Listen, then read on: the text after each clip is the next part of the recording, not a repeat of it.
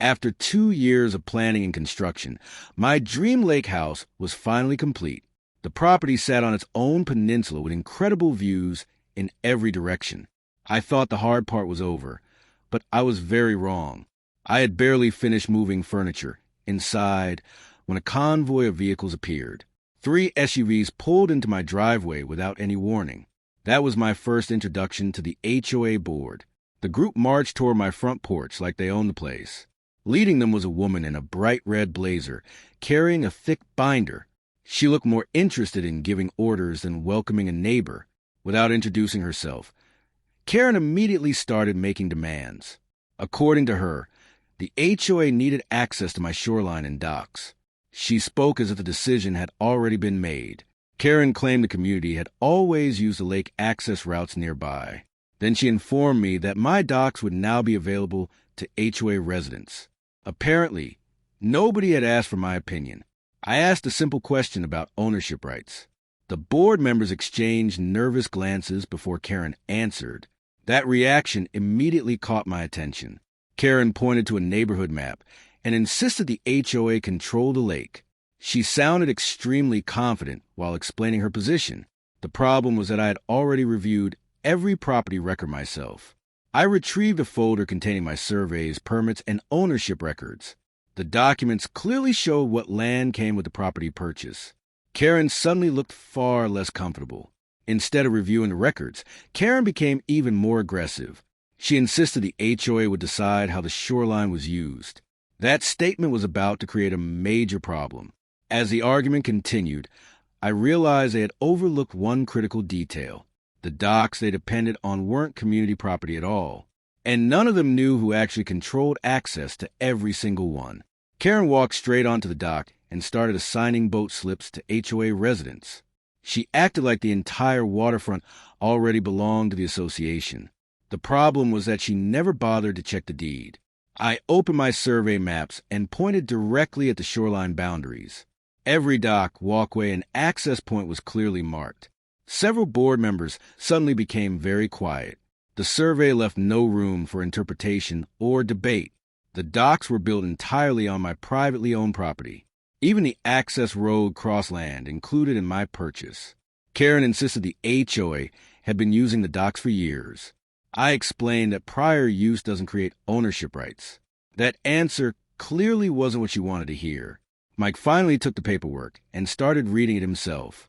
Unlike Karen, he seemed interested in the actual facts. His expression changed with every page he turned. After reviewing the documents, Mike quietly shared them with the rest of the board. Several members immediately realized there was a serious problem. Karen's confidence began fading fast. Then I showed them something they had completely overlooked. The gate controlling access to every dock sat entirely on my property. Without permission, nobody could legally use any of them. The realization hit the board almost immediately. The community's boating access depended entirely on infrastructure I controlled. For years, they had assumed it belonged to the HOA, refusing to accept the evidence. Karen called the HOA attorney. She was convinced a lawyer would support her position. Unfortunately for her, the documents wouldn't change. The attorney spent several minutes reviewing the surveys and deeds. Everyone stood silently waiting for his opinion. Karen looked absolutely certain she was about to win. Instead, the attorney confirmed exactly what the records showed. The docks and shoreline belonged entirely to me.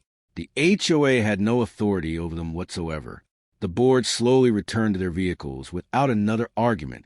But Karen wasn't ready to give up just yet, and her next decision would make the situation much worse. A week later, Karen called an emergency HOA meeting to revisit the issue. She insisted there had to be a way to gain control over the lake access.